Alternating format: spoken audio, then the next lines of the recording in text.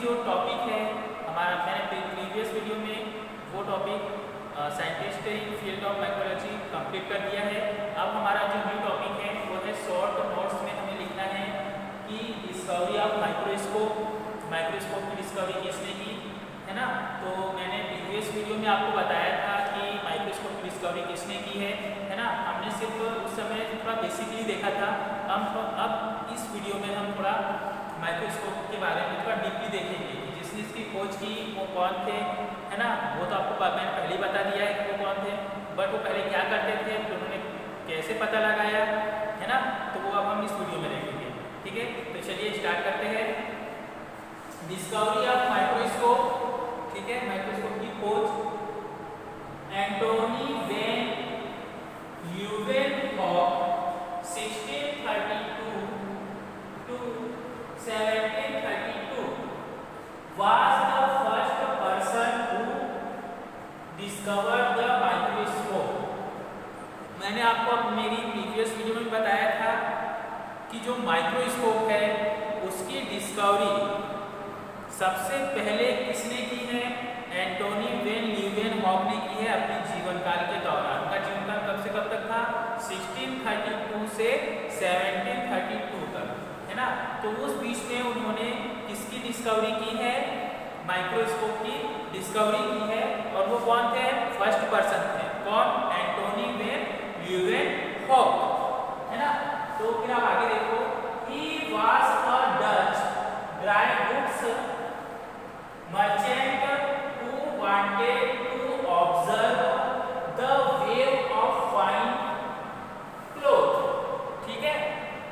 He was a Dutch dry goods merchant who wanted to observe the wave of fine cloth, ठीक है। तो जो Antony van Leeuwenhoek थे, he was a Dutch dry goods, way Dutch में क्या करते थे, जो सूखे, मतलब एक सूखे माल के व्यापारी थे। डच में सूखे माल का व्यापार करते थे। मर्चेंट हु वांटेड, सूखे माल का क्या करते, ड्राई गुड्स, सूखे माल का क्या करते थे, मर्चेंट व्यापार करते थे। और who wanted to observe the wave of fine cloth, और जो ठीक कपड़े थे उनको ऑब्जर्व करना, मतलब पहचानने का काम करते थे। कौन, एंटोनी वैन ल्यूवेनहॉक, ठीक है। मतलब उन्होंने जब माइक्रोस्कोप की खोज नहीं की थी उसके पहले ही एक वर्क करते थे, कौन सा, कि डच में रहते थे और वहां पर सूखे कपड़ों या सूखे माल का कहना चाहिए कि व्यापार करते थे। और जो फाइन क्लॉथ, जो ठीक कपड़े थे, उनका क्या करते, उनको क्या करते थे, ऑब्जर्व करने का काम करते थे, उनको पहचानने का काम करते थे। कौन, एंटोनी वैन ल्यूवेनहॉक। फिर आगे क्या दिया है कि ही इन्वेंटेड सिंपल माइक्रोस्कोप, उन्होंने फिर क्या किया कि सरल सूक्ष्मदर्शी की खोज की। किसने, एंटोनी वैन ल्यूवेनहॉक ने। ही इन्वेंटेड सिंपल माइक्रोस्कोप, सिंपल या कंपाउंड माइक्रोस्कोप भी बोल सकते हैं उसे। तो कंपाउंड माइक्रोस्कोप की खोज किसने की है, एंटोनी वैन ल्यूवेनहॉक ने की है। फिर and gave description of various types of bacteria, उन्होंने जब माइक्रोस्कोप बनाया उसके बाद में and gave description of various type of bacteria, उन्होंने बताया, मतलब माइक्रोस्कोप में जब उन्हें देखा और देखने के बाद उन्होंने बताया कि जो बैक्टीरिया होते हैं वो वेरियस टाइप के होते हैं, विभिन्न टाइप के होते हैं, ठीक है, वेरियस टाइप के होते हैं। माइक्रोस्कोप में देखने के बाद ही उन्होंने ऑब्जर्व किया कि जो बैक्टीरिया है वो वेरियस टाइप के होते हैं, विभिन्न प्रकार के होते हैं। During his life time he made more than 250 microscope. During his life time, during दौरान, लाइफ टाइम जीवन का, मतलब कि उन्होंने अपने जीवन काल के दौरान, किसने, एंटोनी वैन ल्यूवेनहॉक ने अपने जीवन काल के दौरान, he made more than 250 microscope, 250 से भी अधिक माइक्रोस्कोप बनाए। किसने, एंटोनी वैन ल्यूवेनहॉक ने अपने जीवन काल के दौरान या during his life time he made more than 250 microscope. अपने जीवन काल के दौरान उन्होंने 250 से या 250 से भी अधिक क्या बनाए, माइक्रोस्कोप बनाए। किसने? एंटोनी वैन ल्यूवेनहॉक ने। consisting of lenses mounted in brass and silver। अब जो माइक्रोस्कोप बनाया उन्होंने, तो उस माइक्रोस्कोप में जो लेंस थे, जो माइक्रोस्कोप में जो लेंस लगे हुए थे, consisting of lenses mounted in brass and silver। Brass means होता है पीतल, और सिल्वर का तो आपको पता है क्या होता है, चांदी। तो उसमें जो लेंस लगे थे वो किसके थे? ब्रास एंड सिल्वर, पीतल और चांदी के लेंस लगे हुए थे। किसमें? माइक्रोस्कोप में। अभी ये हमारा खत्म नहीं हुआ है, आपने इसे क्लिक करने के बाद थोड़ा सा और बचा है वो बता देता हूँ। उसके बाद में हम देखेंगे एंटीबायोटिक की डिस्कवरी किसने की, और कोच पास्चुलेट ने माइक्रो ऑर्गेनिज्म के लिए कौन कौन सी गाइडलाइन दी है। ठीक है, अब आगे देखेंगे हम एंटोनी वैन ल्यूवेनहॉक के बारे में। He described bacteria, fungi, and many forms of protozoa in human and animal stools। He described bacteria, fungi, and many forms of protozoa in human and animal stools। उन्होंने क्या बताया, उन्होंने क्या वर्णन किया कि जो ह्यूमन और एनिमल है, तो उन्होंने सब माइक्रोस्कोप में देखने के बाद ही बताया है। माइक्रोस्कोप में जब उन्होंने देखा और देखने के बाद उन्होंने बताया कि ह्यूमन और एनिमल, मनुष्य और जानवरों में जो माइक्रो ऑर्गेनिज्म है, उन्होंने कौन कौन से नाम बताए? एक तो बैक्टीरिया बताया, दूसरा बताया फंजी, तीसरा बताया प्रोटोजोआ। ये 3 माइक्रो ऑर्गेनिज्म के नाम उन्होंने किस में देखा? माइक्रोस्कोप में देखा। उसके बाद बताया कि ह्यूमन और एनिमल में बैक्टीरिया, फंजी और प्रोटोजोआ ये क्या कर रहे हैं? डिसीज कॉज करते हैं। ठीक है, अब हम आगे देखेंगे। He gave his experiments to the Royal Society of London।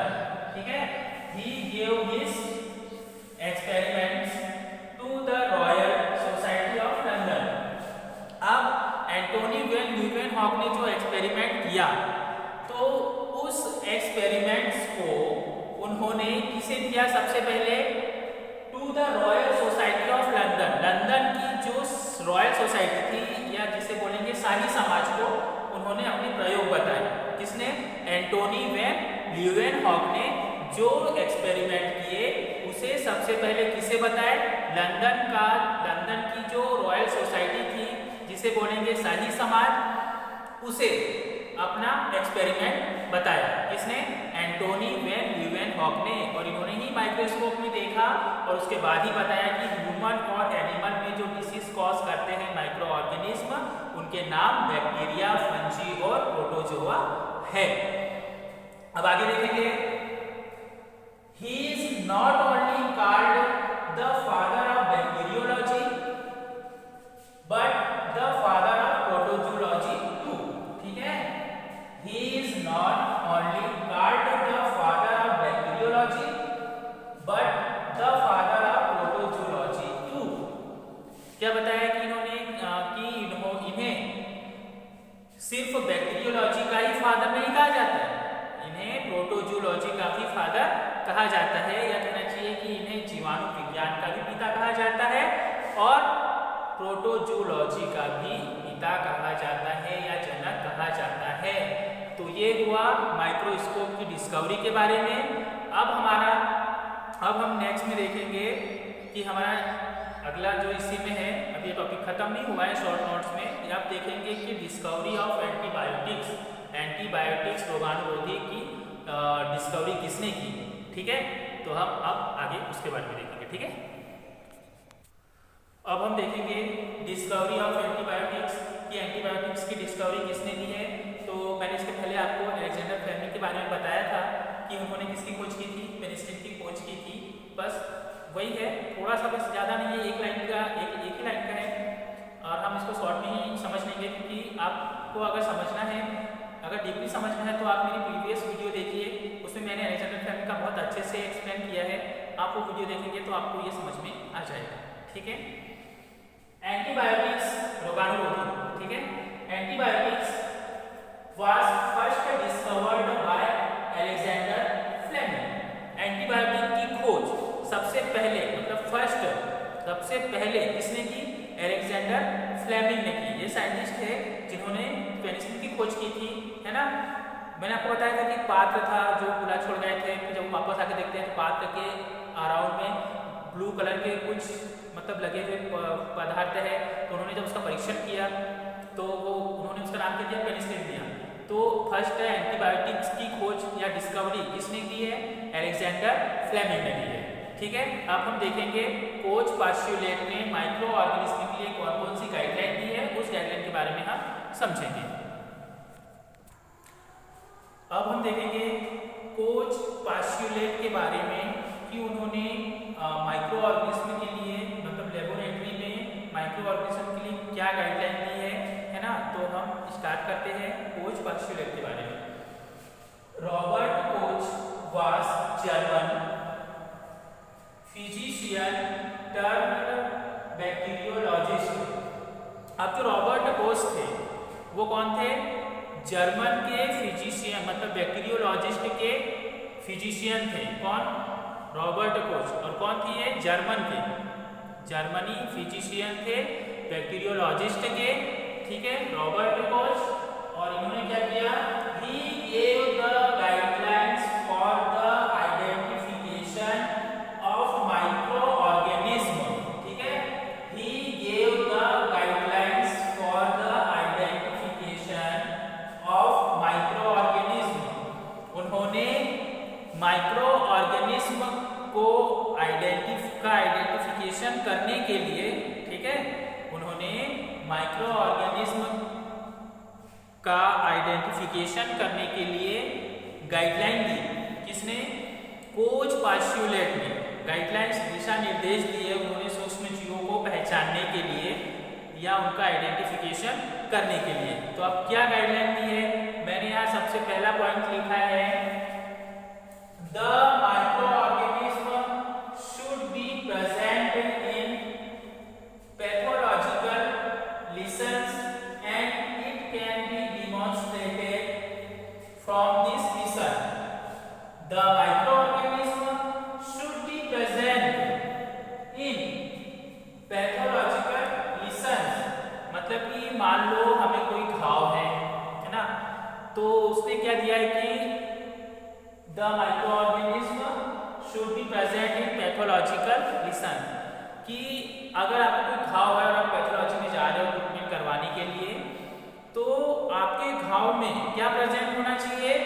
Micro organism present होना चाहिए। अगर माइक्रो ऑर्गेनिज्म प्रेजेंट नहीं है तो हम उसका आइडेंटिफिकेशन कैसे करेंगे, उसकी पहचान कैसे करेंगे, है ना।